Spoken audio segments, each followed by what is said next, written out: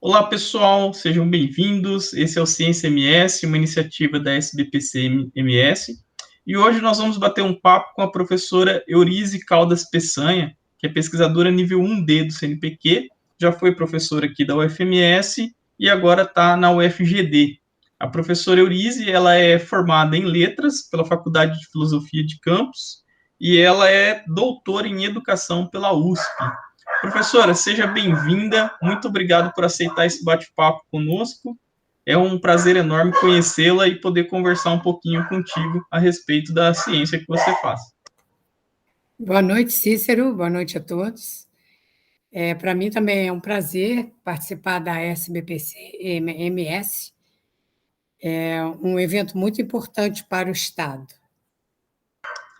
Maravilha.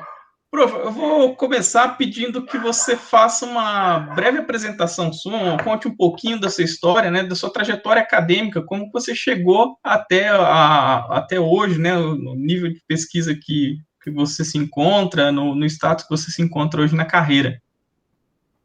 Olha, nós temos um pouquinho de tempo, porque são muitas. Isso aí que eu vou falar também responde essa questão de como é que eu me tornei pesquisadora, né? Eu sou formada em letras e em pedagogia. Mas, na verdade, eu sou professora formada pela antiga Escola Normal. Eu sou de Campos dos Goytacazes e me formei pela Escola Normal de Campos. Na época era este o nome. E logo eu passei num concurso para professora do Estado e comecei a trabalhar. E, paralelamente, eu estudava e fazia curso de letras.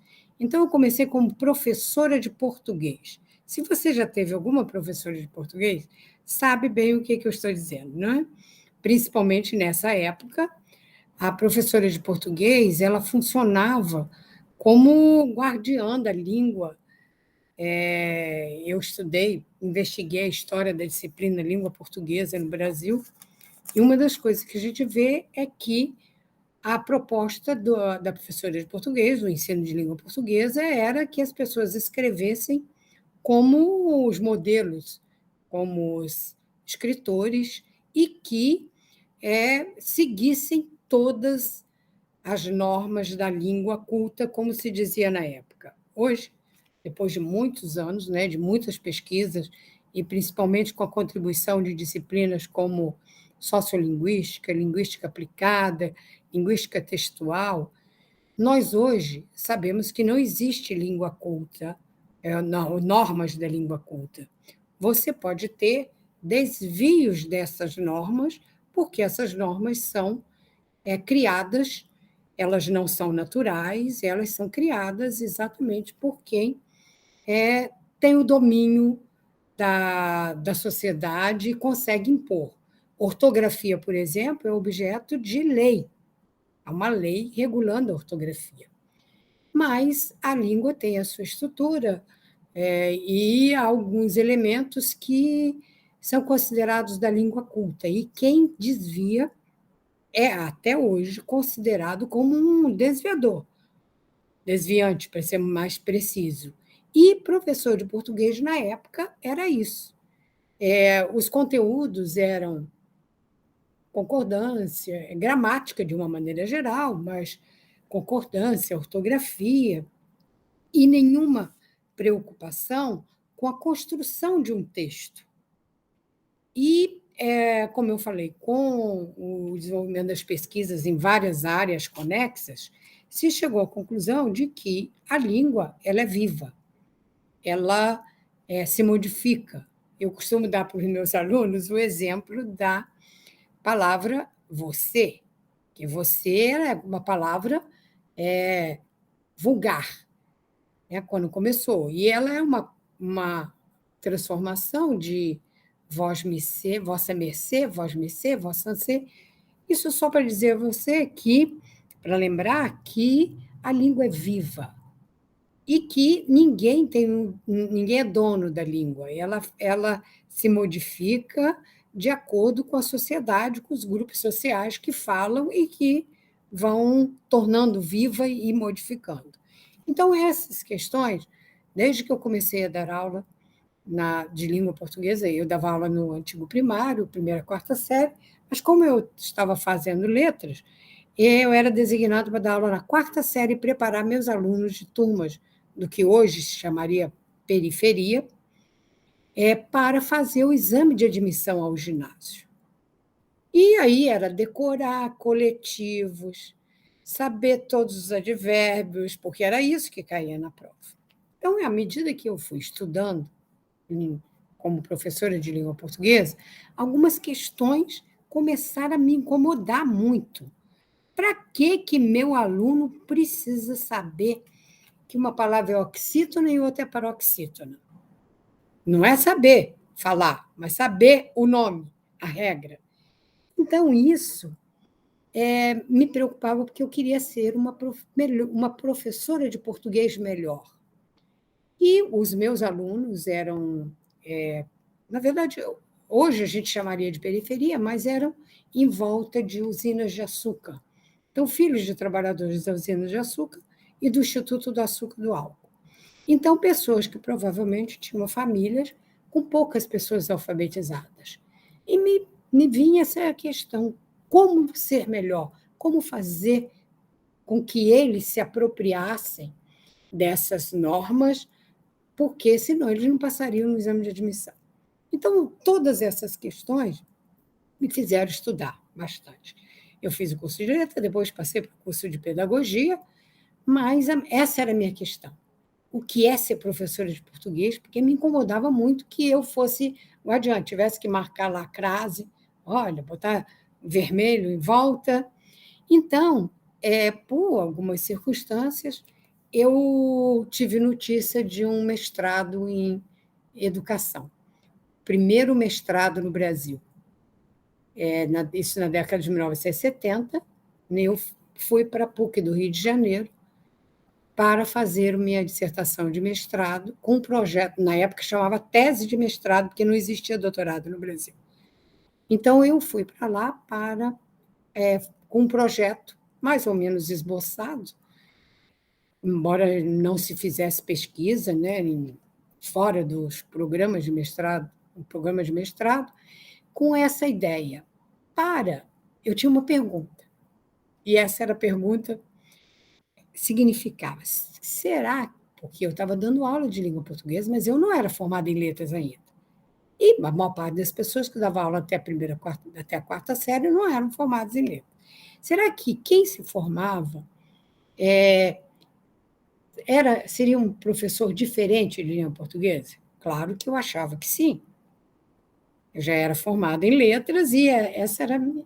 Então, eu fui com a pergunta: há diferença na prática do professor de língua portuguesa, licenciado e não licenciado? E foi com isso que eu fui trabalhar. Então, eu fiz uma pesquisa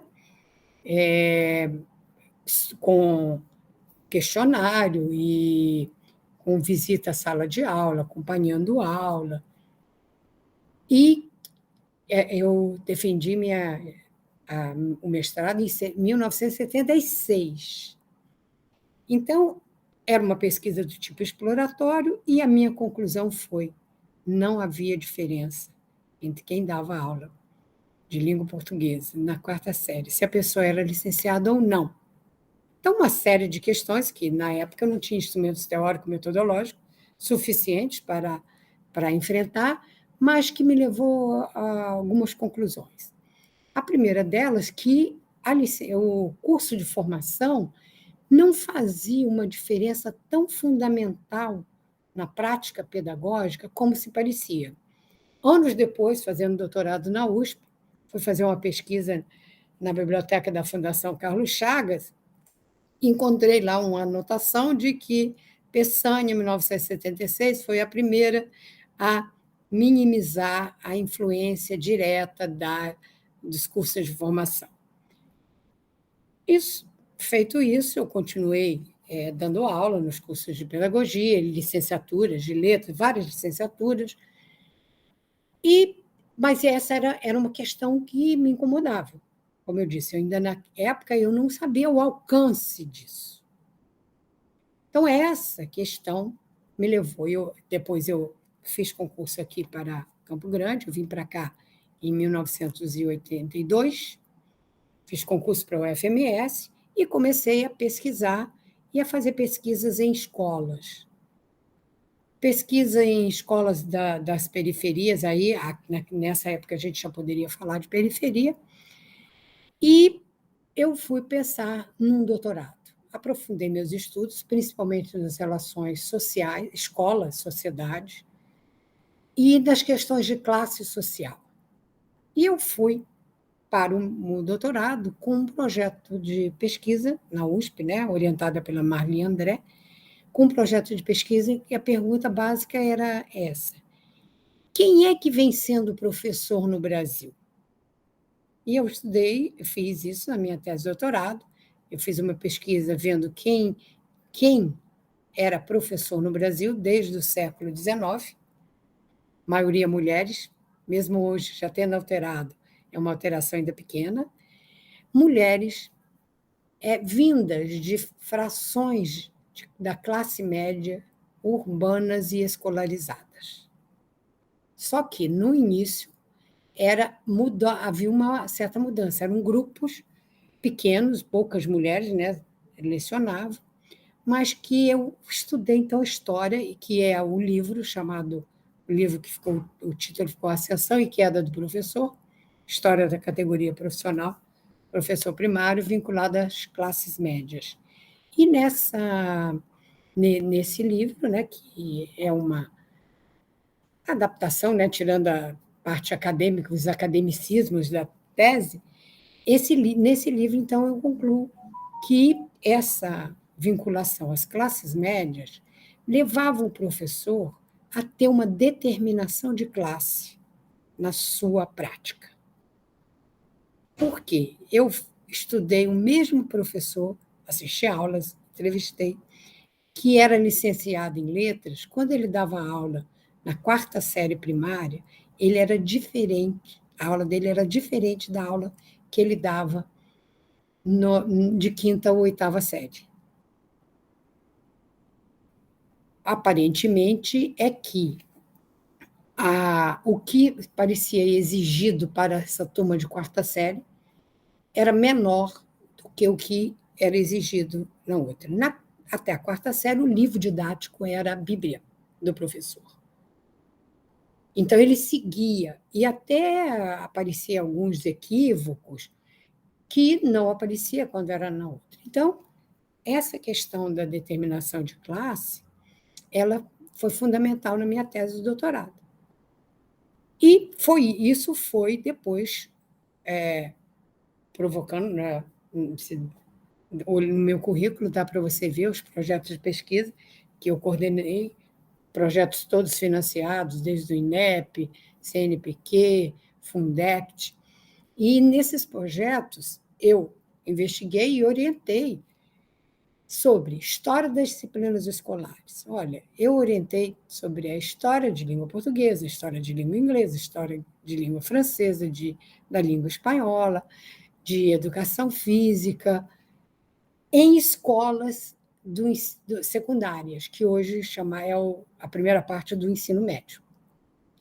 Então, ao estudar essa história das disciplinas escolares, nós fomos concluídos, porque aí eu já formava um grupo de pesquisa, nós fomos concluindo que a mesma disciplina ela tem uma história diferente dependendo da instituição onde ela está sendo ministrada. Então, a história da instituição se tornou meu objeto de pesquisa, história de instituições escolares. E, a partir disso, como essas histórias eram sempre do ensino secundário, e eu estou falando ensino secundário, especificamente o de 1931 até 1961, 1931, a reforma Francisco Campos, em 1961, a primeira lei de diretrizes e bases, que é onde eu estudo, embora ainda fosse ensino secundário até 1971. Então, essa é praticamente a trajetória. Hoje, eu tenho os resultados dessas pesquisas, são publicados em muitos livros, capítulos de livros e periódicos e nas próprias dissertações. E é essa história que não parou. Eu sou aposentada da UFMS, sou professora sênior da UFGD e continuo pesquisando e orientando teses e dissertações, mestrado e doutorado. Fantástico, professora. É uma história muito, muito, muito bacana mesmo. E isso já me abriu a mente aqui para várias outras perguntas. Acho que vou até abandonar o roteiro que eu tinha feito. Tá bom. Então eu vou me embrenhar um pouco nisso que você estava conversando, que é o seguinte, ó. Veja só, você me chamou a atenção, uma coisa que você comentou, que foi o seguinte: em 76, lá no seu mestrado, né? Você estava investigando o perfil de aula de dois profissionais que, em tese, deveriam ter perfis diferentes, né? Um licenciado e um bacharelado, não é? Não. Eu estou falando licenciado e formado no ensino médio, porque Tá. na época, quem lecionava de primeira a quarta série era formado na escola normal, que é o equivalente ao ensino médio. Entendi. Né? Então, era esse. Então, você tinha... Aí tinha alguns como eu, que tinha escola normal, mas também era licenciado. Então, era quem era licenciado e quem não era licenciado. E aí não é a questão de bacharelado e licenciatura, não. Certo. Porque nessa área não tem essa diferença. Lá não se percebeu diferença, né? Não. Entre esses dois perfis. Percebi diferença em alguns dos indivíduos que eu observei, mas não havia uma diferença de quem era licenciado em letras e quem não era na quarta série. Não havia. Entendi. Eles seguiam rigorosamente o livro didático. Legal. E vem cá, e ao longo da sua trajetória, você chegou a investigar alguma coisa em relação ao bacharel e ao licenciado hoje? O perfil que você tem hoje para um bacharelado e para um licenciado? Na minha área não há essa diferença. Quando eu falo da área de língua portuguesa e de pedagogia, você não tem a possibilidade do bacharelado, você só tem possibilidade de licenciatura. Entendi. Né? E não é diferente, por exemplo, da física, da química, né? Eu dei aula na UFMS para física, química, dei aula de didática nelas. Então, é diferente. Então, eu nunca entrei isso nunca foi questão investigada por mim. Certo. Porque eu tô pensando aqui, na verdade, né? Eu tô tentando fazer um paralelo com a área das exatas, né? Que é de onde eu venho. E o discurso que a gente vê hoje dentro da graduação é um discurso bastante estranho, porque parece que existe um certo tradicionalismo na formação dos profissionais, tanto da licenciatura quanto do bacharelado, que a gente estava até discutindo isso em alguns outros bate-papos da SBPC aqui, que a gente percebe uma certa necessidade em uma mudança na formação do perfil profissional dos egressos que estão saindo dos cursos, né? Mas, por outro lado, a academia, ela parece um pouco engessada, ela parece um pouco assim, como que eu vou dizer? Ela apresenta uma certa resistência a mudanças que hoje a gente percebe que deveria estar sendo observada, está sendo um pouco mais pensada e discutida, né? E aí, a pergunta que eu lhe faço é o seguinte: como que você enxerga a academia hoje? Ela é aberta para discussão, para se discutir esse perfil do profissional que tá indo para o mercado ou não? Ou está em alguns nichos de pesquisa, a coisa fica mais distante da prática? Como que é? Olha, a academia, assim como a escola, a instituição escola, ela é, pela sua história, conservadora. Conservadora no sentido de manter as estruturas, não no sentido de evitar desenvolvimento, mas ela é uma instituição conservadora. Então, como característica, você vai encontrar isso, uma demora para absorver mudanças. Mas você não pode falar na academia como um bloco. Primeiro, porque há diferenças fundamentais entre as sub-áreas. Uhum. E depois, porque, além dessa diferença, há diferença entre grupos de professores. Então, os professores também não formam um bloco só. E a legislação, ela é produto de algumas discussões num determinado momento. E esse momento também tem uma história. Então, não existe isso agora, que é conservador, os professores são conservadores. Quando nós estudamos, eu estudo história de instituições escolares, e as pesquisas mostram que é isso, a escola, do jeito que nós conhecemos, ela teve uma história considerada assim, de muitas rupturas, muita violência, violência no sentido social, cultural, para que a escola hoje é, no mundo, esse modelo de escola construído e que se consolidou mais ou menos no final do século XIX, ele eliminou outras formas de socialização e compartilhamento e construção de conhecimento, como, por exemplo, a conversa com as gerações, né? Então, a escola passou a dominar isso. E isso tornou a parte mais conservadora dela mais forte. Então, as mudanças não acontecem, e a academia não é fora da sociedade. Mudanças acontecem quando a sociedade propõe mudanças. Se você pensar no ensino superior no Brasil, você vai ver que havia uma estrutura muito mais rígida. Só no final da década de 1960 é que você passa a ter algumas reformas universitárias, algumas lutas para reformas, né, na universidade, algumas lutas que foram pessoas derrotadas no período da ditadura civil-militar. E, então, sempre algumas questões que a sociedade está se pondo e a universidade está nessas discussões. Então, você deve ter professores que são mais abertos do que outros. Mas é uma questão que eu considero que é fundamental. Você, para ser professor, você precisa dominar aquilo que você quer ensinar. Essa é uma diferença entre a área de exatas, que na área de exatas praticamente é isso. No bacharelado, você tem que dominar essa área de conhecimento. Aí, na licenciatura, você aprenderia a ser professor, né? Só que você não aprende a ser professor desse jeito. Mas aí já é outra história. Então, não dá para falar em bloco. Ela por definição e construção histórica, uma instituição conservadora. Mais conservadora do que revolucionária.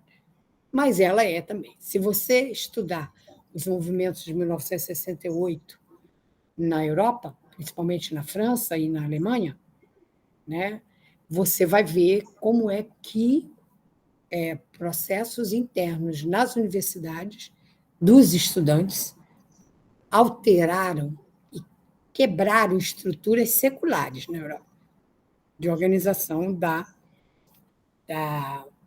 da universidade. Tanto principalmente França e Alemanha, mas e depois espalhou, né, para todos os Interessante, muito bom. Professor, outra coisa que eu queria retomar é o seguinte: você comentou, né, como que o histórico da instituição se reflete na disciplina. Você poderia falar um pouquinho mais para a gente sobre isso? Como que é Na essa verdade, história? é o contrário. A história da disciplina ela está relacionada com a história da instituição. E hoje nós consideramos isso como objeto de estudo a cultura escolar. Quer dizer, a cultura escolar. Você tem a história de uma escola que tem uma cultura escolar mais rígida, outra menos rígida. Por exemplo, se você olhar a cultura escolar de escolas religiosas, você vai ver que há um lugar para regras, disciplinamento, e isso faz com que os professores e a disciplina que são ministradas lá, que eles sigam mais ou menos esse padrão. E há outras escolas que já são mais abertas. Eu não vou dizer a você que são escolas religiosas, não religiosas, a diferença seja essa, nem que escola pública, escola particular. Não, não é isso. É a história da constituição daquela escola. Vou dar um exemplo para você. Uma das escolas que nós estudamos a história aqui, nós, na verdade, escrevemos a história dessa escola, é o Liceu Campo Grandense. Você é de Campo Grande? Não, sou do interior de São Paulo. O Liceu Campo Grandense hoje se chama Escola Estadual Maria Constança Barros Machado. Ela fica na Cândido Mariano, lá quase na Via Parque, lá, esqueci o nome daquela outra rua lá, na avenida onde tem a Orla, ela fica ali. Se você um dia passar lá, preste atenção na arquitetura da escola. Essa escola foi projetada pelo Oscar Niemeyer. Ela foi criada em 1939, funcionando junto com Joaquim Murtinho. Joaquim Murtinho, você localiza? Sim. Na Afonso Pena. Só que não era aquele prédio, era um prédio, que sinal, um prédio muito bonito, e funcionava o Grupo Escolar Joaquim Murtinho, a Escola Normal Joaquim Murtinho, e o Liceu Campo Grandense começou em 1939 a funcionar naquela escola, naquele prédio.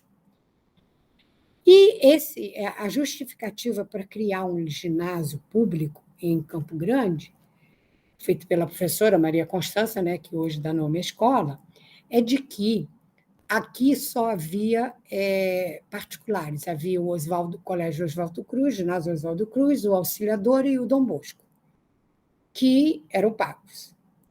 E que as pessoas não tinham dinheiro para mandar os filhos para estudar fora, em escolas, em outras escolas. Então, ela justificou, pediu a construção, a instalação dessa escola e conseguiu. E essa escola, ela tem uma história. Você procura, existem alguns trabalhos online. O meu nome, se procurar, você vai ver alguns, principalmente há um livro chamado Tempo de Cidade, Lugar de Escola, onde tem trabalho meu com a professora Fabiane Tavares Silva, que é minha parceira de pesquisa há muitos anos. Então, essa escola se tornou uma escola importante para a cidade. É um prédio de Oscar Niemeyer. Esse prédio tinha apenas 8 salas de aula. Era uma concepção de escola diferente do que tinha naquela época. E também a demanda não era tão grande, né? Não havia. Agora, nós vimos que a expansão do ensino secundário na década de 40, 50, 60 foi, assim, explosivas, uma expansão explosiva. Nós acabamos de publicar uma coletânea. Está dando para você ver? Tá? Que essa coletânea, a implantação e expansão regional do ensino secundário brasileiro. O volume 1 traz todos os estados brasileiros e os territórios federais que havia na época.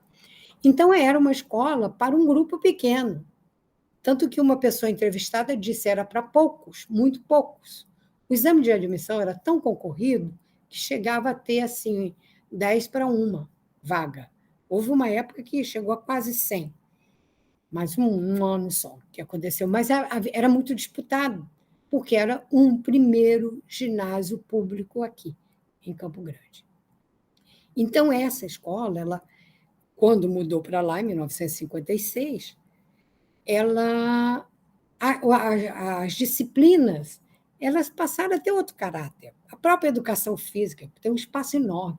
Tem um anfiteatro que até hoje o Estado usa para dar posse aos professores. É um anfiteatro muito bonito e muito grande. E ela tem uma... Eu não tenho aqui uma foto dela, mas você procura, né? E, então, os professores que trabalhavam nessa escola trabalhavam de uma maneira posso dizer, mais criativa. Os alunos contam muito que havia bandas e fanfarras, havia teatro, você deve ter ouvido falar da Maria da Glória Sarrosa, que ela foi professora da UFMS, mas ela tem livros publicados, era da Academia de Letras. Ela tinha grupos de teatro. Há várias pessoas formadas nessa época e que se tornaram artistas. Então, a história da língua portuguesa lá era diferente, provavelmente, da história da língua portuguesa em outros momentos, em outras escolas. Porque a história da escola ela é construída por quem está ali fazendo. Professores, alunos, administradores, né? E o espaço escolar também faz isso. Eu orientei 2 teses de doutorado sobre arquitetura escolar. Uma do Ângelo Arruda, que é arquitetura escolar, e ele tem trabalhos também sobre Maria Constança, junto comigo, e outra da Alessandra Jos Grilbert, que estudou os espaços escolares na fronteira Brasil-Paraguai. E, então, é mais ou menos essa. E aí nós temos publicações, algumas online, né? Outras na biblioteca tem, né? Esse aqui acabou de sair, né? A gente ainda não fez nem o lançamento, porque estamos esperando o volume 2 ficar pronto. E é o resultado de uma pesquisa com 40 pesquisadores de 30 instituições no Brasil. Então, podemos? Fantástico, fantástico. Muito, muito gostoso esse nosso bate-papo, professor. Que bom. Agora, uma coisa que eu estou aqui me perguntando é o seguinte: das pesquisas que você desenvolveu ao longo da sua trajetória, como que é a interação com as pessoas? Com quem você trabalha? É fechado para pessoas que têm o mesmo perfil de formação que você, ou dá para interagir com outras áreas? Como que funciona isso? Explica um pouquinho. Não é fechado. Eu já orientei arquitetos, biólogos. Então, a gente tem... isso é aberto. São 2 questões.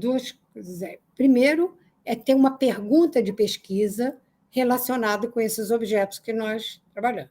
Então, quando os candidatos vão concorrer à seleção do mestrado, doutorado, eles olham, porque a gente publica o perfil dos professores, orientadores que têm vaga. Então, os alunos, os candidatos, tentam colocar isso. Mas a formação, independente, geógrafa, já estou lembrando, são tantos que eu já orientei que é uma variedade grande de formação. Então, não há uma formação para isso. Precisa você ter construído, né, uma bagagem de conhecimento para a sua área específica. Por exemplo, os arquitetos. Eles estão fazendo um trabalho na área de história da educação.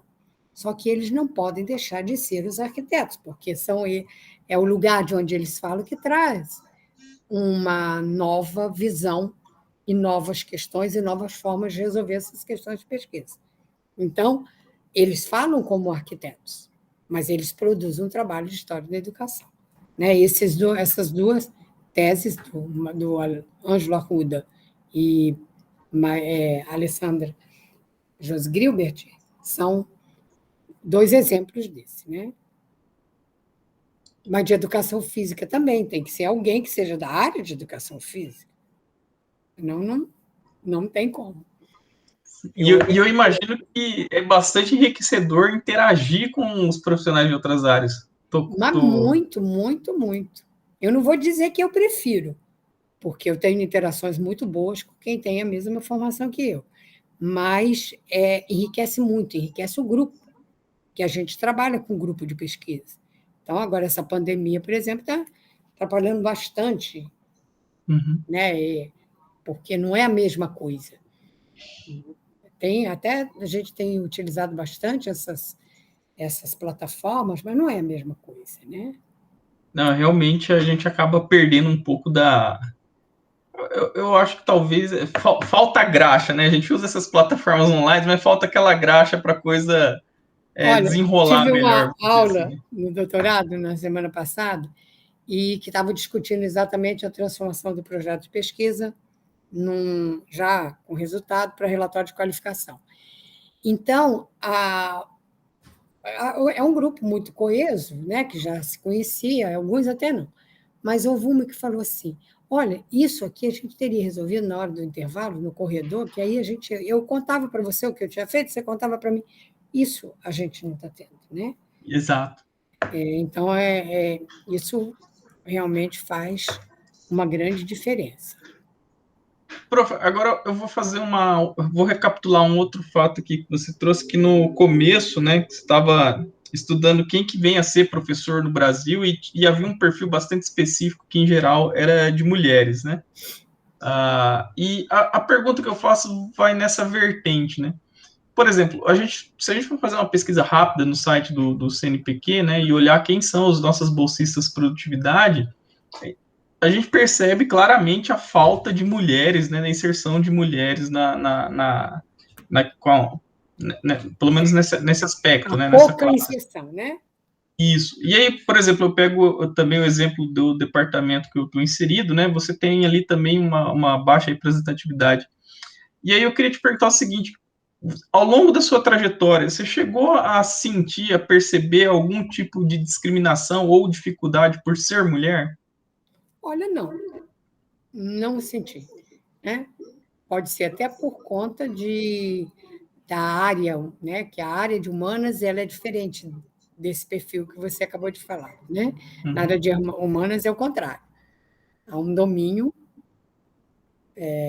numericamente expressivo de mulheres na área da pesquisa em educação e especificamente história da educação.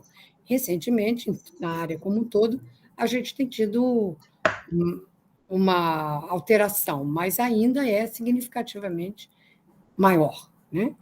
Então, eu nunca tive essa influência disso, nunca enfrentei nenhum problema desse. Pode ser até que Certo. seja por conta de outra época, né? Mas não foi, nunca foi uma questão para mim, né? Meu Maravilha. posicionamento, assim. Quando você mandou a Muito pergunta, bom. estou me lembrando, realmente não tem. Legal, legal. E agora uma outra pergunta, assim, como que você sente hoje, né, os órgãos de fomento, as políticas públicas, elas enxergam a sua área de pesquisa? Você acha que, porque assim, nós tivemos há um tempo atrás, né, uma certa, como que eu vou dizer, né, um certo posicionamento do Ministério da Educação, etc e tal, do próprio CNPq, tentando colocar um plano estratégico um pouco mais voltado para as áreas de exatas e biológicas. Como que você enxerga isso? Olha, eu fui durante muitos anos, quer dizer, continuo, né, consultora da CAPES, participei de muitas comissões de avaliação da CAPES, e essa é uma batalha que melhorou muito. Então, por exemplo, nos órgãos consultivos da CAPES, conselhos, a área de humanas conseguiu, nesse tempo, eu comecei, a primeira participação minha, acho que foi em 97, como consultora lá. Mas era muito difícil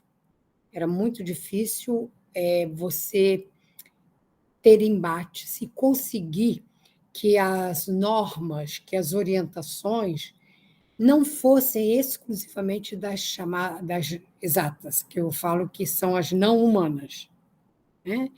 Das não humanas, porque o padrão de ciência no mundo é o padrão das não humanas.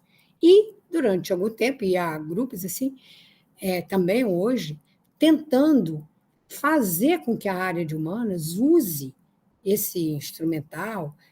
Existem pesquisas experimentais na área de educação, psicologia, etc., mas nós temos características diferentes. Então, aos poucos, houve se conseguiu que no Conselho Técnico Científico da CAPES os grupos da área de humanas tivessem assento. Eu me lembro bem de um presidente da CAPES, o Renato Giannini Ribeiro, que ele é da área de filosofia, né? Da área de filosofia, e é alguém que que lutou e que conseguiu avançar em relação a isso. Porque são as questões de pesquisa são diferentes, os procedimentos, a validação de pesquisa é diferente. Por exemplo, se diz, eu vou fazer uma pesquisa experimental, tem que ter um N grande, você sabe disso. Só que nós temos pesquisas fundamentais, vou citar só um, que é o do Carlo Ginzburg, há um livro dele, O Queijo e os Vermes, se você não leu, vale a pena ler, em que ele é um historiador medievalista e ele, vendo arquivos da Inquisição, ele descobriu um processo lá que ele não foi condenado, mas o essencial é que o réu, ele fala no processo. O processo tem lá dizendo o que ele faz. Era um moleiro, e esse moleiro, né, tinha um moinho, mas ter moinho na época era uma posição muito importante, que era fundamental para o grupo, na Idade Média, e ele descobriu que ele estava sendo investigado, tinha se tornado réu da Inquisição, porque ele propôs uma cosmogonia, uma visão de mundo específica. E o Ginsburg foi atrás disso, estudou. E, a partir disso, ele formulou algumas conclusões muito importantes, de que a percepção geral é de que a história só começou a se escrever mesmo com a escrita, e que as ideias estavam... teria havido assim, um momento que passou a ter escrita, e a escrita deixou a oralidade. E ele capta que, nesse momento, havia exatamente oralidade e escrita. Que o menor, o moleiro, ele lia muito, ele viajava pela Europa, Idade Média. E ele trazia essas ideias, e ele falava, mas então ele tinha oralidade. Então, é um único sujeito investigado em arquivos. Então, isso a gente ainda luta até hoje. Então, por exemplo, para você chegar e conseguir financiamento, o financiamento no CNPq, houve uma época que passou a ter um edital específico da área de humanas. Durante alguns anos, você passou a ter o edital de humanas. Porque quando você concorria no edital geral, ou universal, você ia porque os consultores, a maior parte era da outra área. Então, isso tem melhorado. Inclusive, você é da área de física, mas talvez você conheça da matemática. Hoje, o mestrado em matemática daqui, né, o programa de pós-graduação, trabalha com história da matemática. Tá? Então, não só a parte do conteúdo, dos atos, mas que até o número tem uma história. E isso tem melhorado bastante. Então, está melhor, mas ainda muito longe de ser equitativo, principalmente em relação à legitimidade. E isso ainda né? Eu participei de comissões do Prêmio CAPES de Tese, então, e isso aparece muito. Então, como é que você vai saber qual é a melhor tese? Hoje está sendo feito por áreas, sub-área e depois as grandes áreas. Mas você saber, tem uma tese em física e tem uma tese em história. Qual que merece o prêmio? Mas a gente não está muito longe disso, não. A gente já está chegando, mas falta muito ainda. Mas melhorou e era terrível. Compreendo. Eu sou pesquisadora de área. O que é? De ciências? O que é isso? Blá, blá, blá? Né? Imagino. Não, realmente é algo bastante complicado de tentar criar, como que eu posso dizer?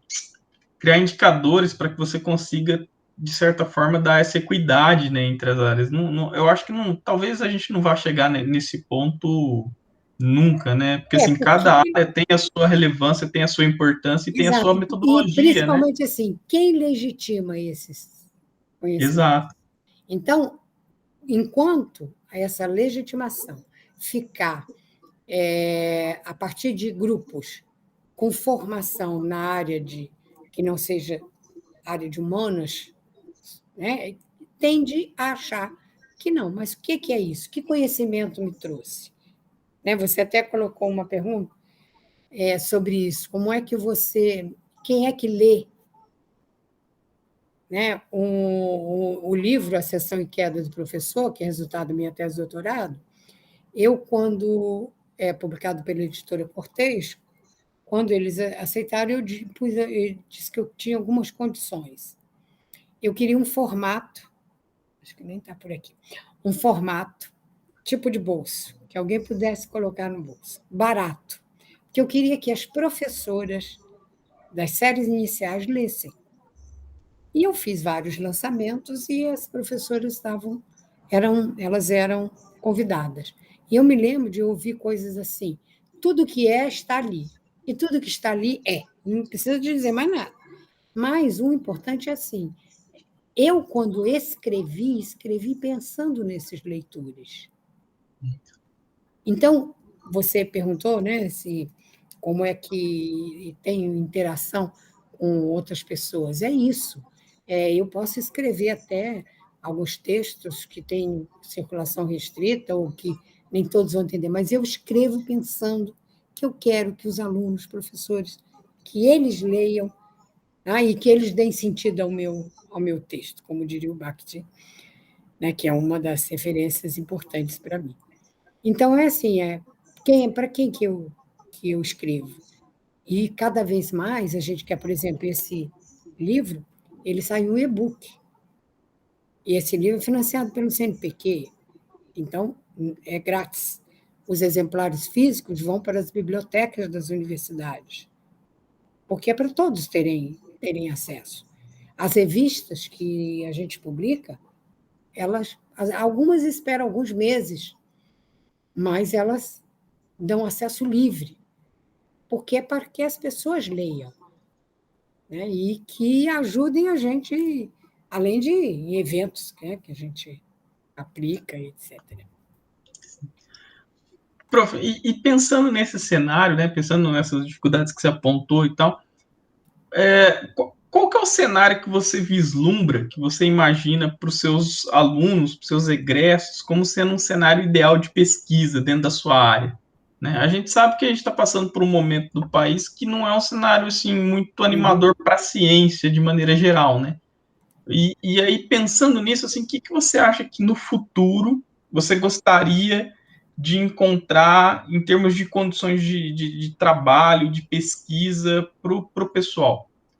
Antes disso, para completar o que eu estava falando agora, de para quem que, como é que meu trabalho atinge as pessoas, nós temos uma prática, e eu falo nós, é esse grupo meu, que é um grupo grande no Brasil, da gente fazer o que a gente chama de devolutivas escolas. Por exemplo, esse trabalho que incluiu o Maria Constança, ele foi feito em 4 cidades diferentes no Brasil. Foi em Campos dos Goytacazes, em Uberlândia, Jundiaí e Campo Grande.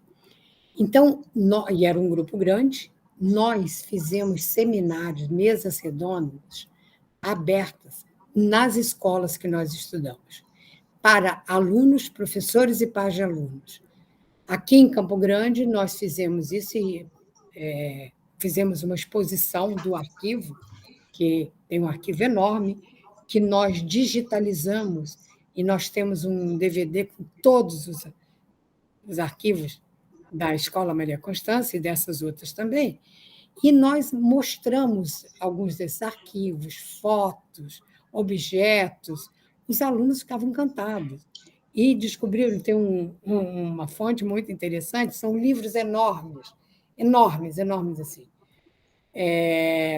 Onde você abre assim, está cheio de selo colado. E essa é uma questão, porque a escola era pública, mas ela era paga, tinha uma taxa que pagava. Não mensalidade, mas tinha uma taxa.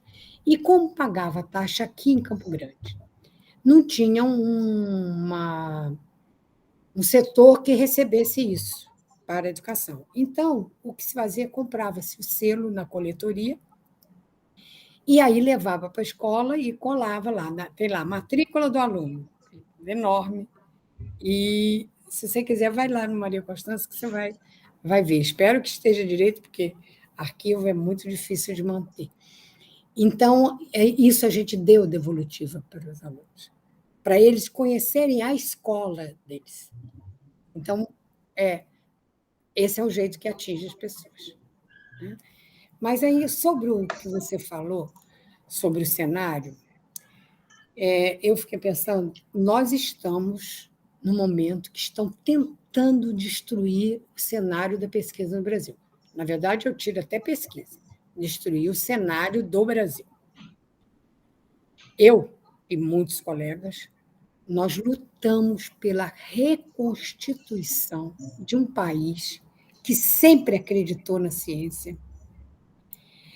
Se você olhar as pessoas que foram, como é que é?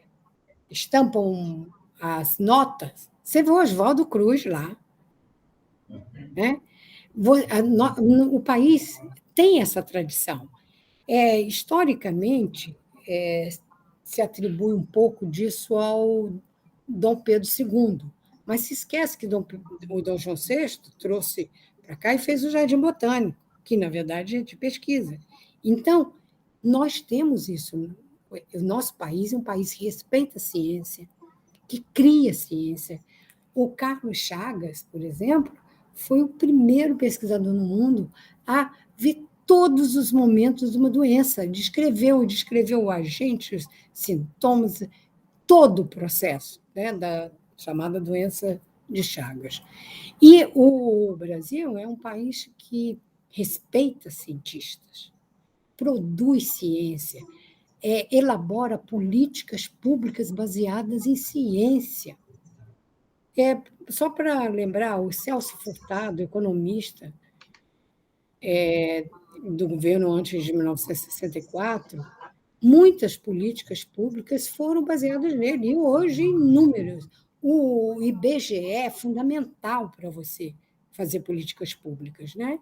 É um país que financia pesquisas, que hoje estão tirando as pesquisas.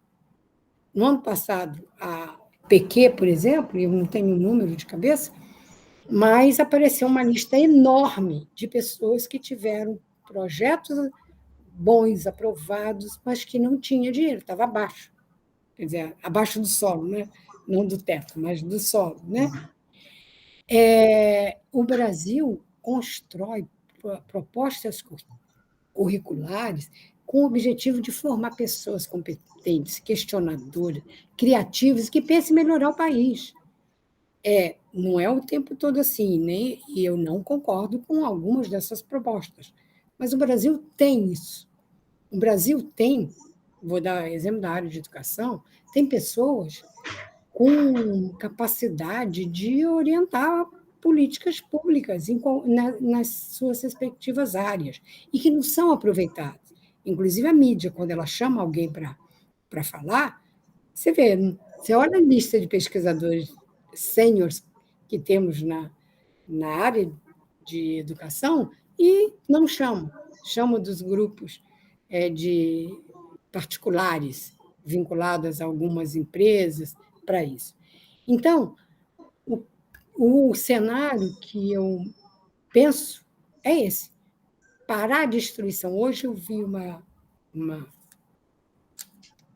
não me lembro se foi um podcast, não me lembro, mas alguém, um comentarista, dizendo que está se espalhando a revolta.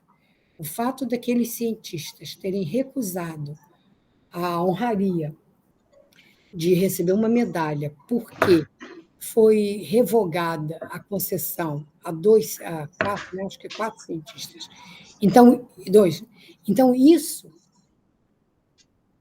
está mostrando que é esse país que eu estou falando que existe, que estão tentando destruir. Mas que isso vai ser.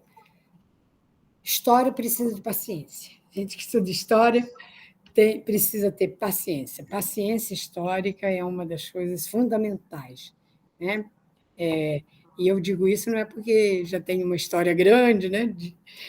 Vivi vários processos históricos e vivi não apenas sofrendo, mas como alguém que reflete sobre. Mas é isso, você sabe que não é, você não evolui, não há essa questão na história. Mas à medida que você tem embates, você chega a um lugar possível naquele momento. Então, não é que vai passar, isso vai ser revertido.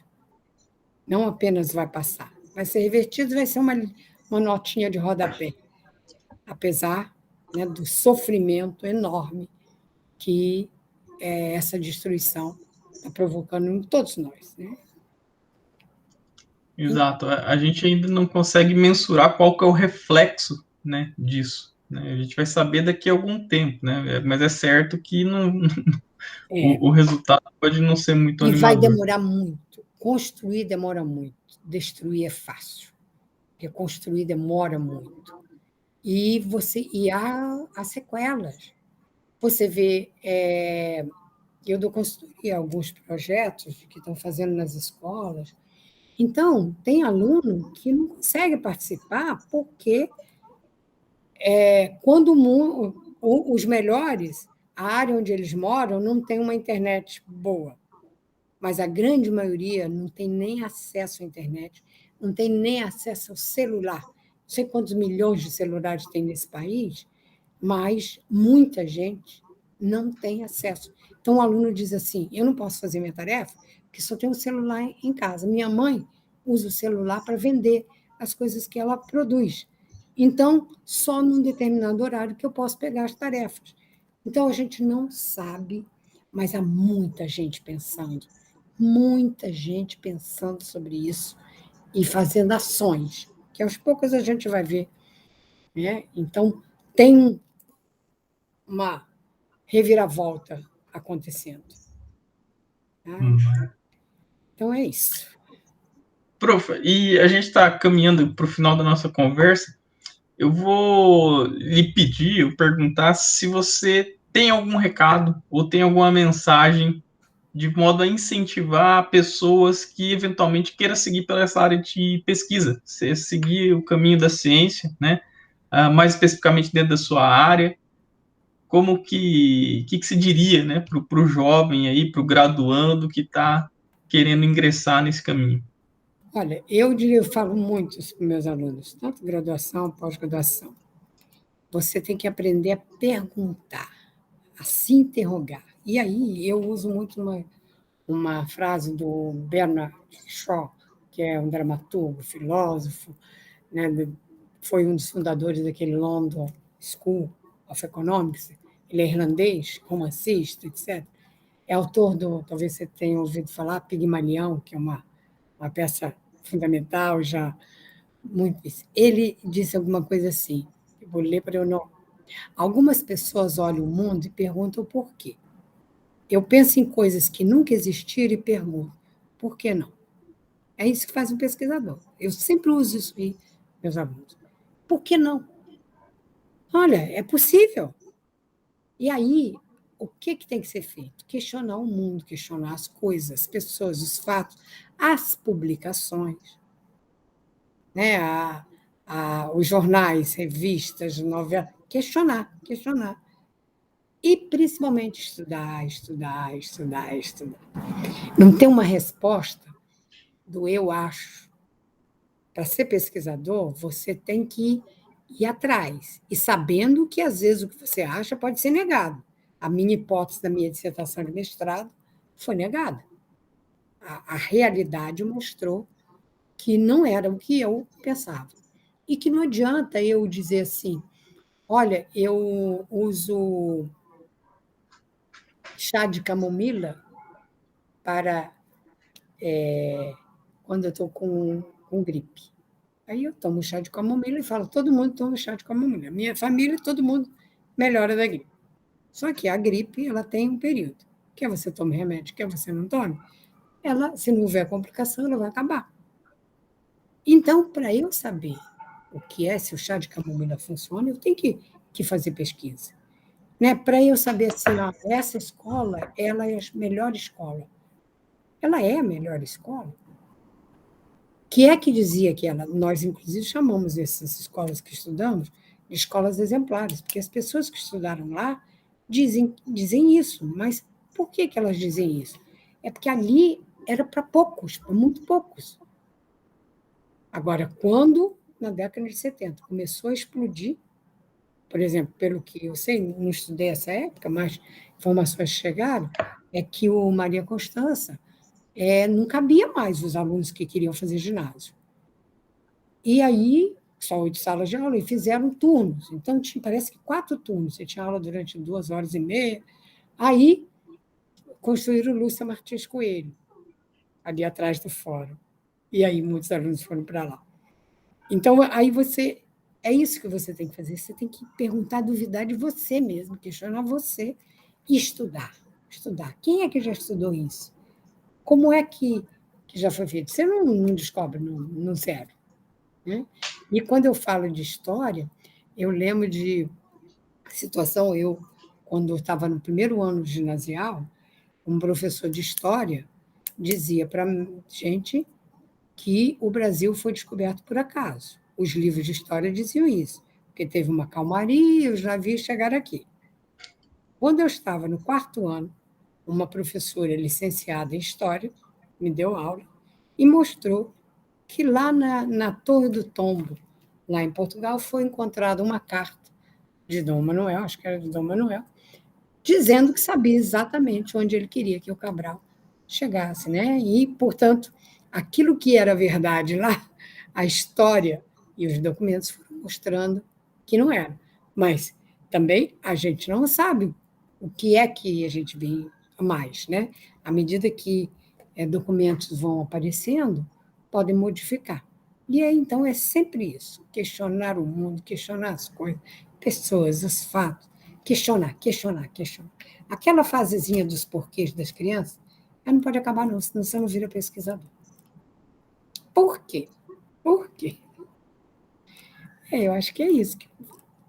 Gostei de você ter proporcionado a possibilidade de lembrar. Eu que agradeço imensamente esse bate-papo delicioso. Queria poder ficar aqui mais algum tempo, mas infelizmente nosso tempo já está bastante longo, então eu vou encerrar por aqui, mas eu espero futuramente poder encontrá-la, poder conversar pessoalmente, quem sabe a gente tomar um café e bater um papo mais. Muito bom mesmo. Agradeço imensamente a disposição do tempo, ter aceito o nosso convite e deixo meu sincero abraço aqui. Para você também. Você vai disponibilizar o meu e-mail? Vou disponibilizar o seu e-mail no final do vídeo para quem quiser entrar em contato, para quem quiser conhecer a professora pessoalmente aí na UFGD, basta mandar um e-mail e tentar fazer um contato aí. Você quer deixar alguma consideração final para o pessoal, algum recado? Só lute para reconstruir esse país que é o nosso país e não deixar que ele seja destruído, todas essas conquistas que nós temos de século e principalmente de destruir a ciência. A ciência brasileira, ela tem um lugar muito alto e nós não podemos deixar que isso seja destruído sumariamente. Muito obrigada. Maravilha. Muito obrigado, prof. Até a próxima. Disposição.